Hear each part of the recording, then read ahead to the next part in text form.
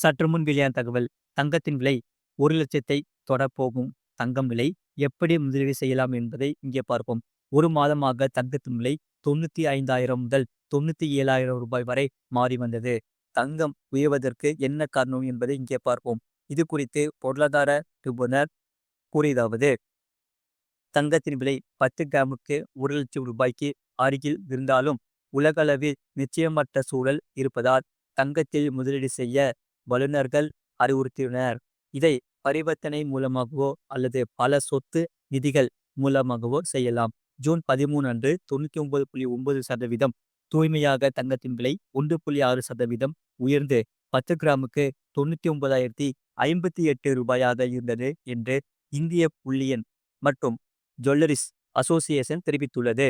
இதனால் ரூ. 95 ஒரு மாதமாக தங்கத்தின் விலை 95,000 முதல் ரூ. 97,000 இடையில் மாறி வந்தது. முழு வீடியோ லிங்க் கீழே இருக்கு. அதை கிளிக் பண்ணி பாருங்க. மறக்காம லைக் பண்ணி போங்க.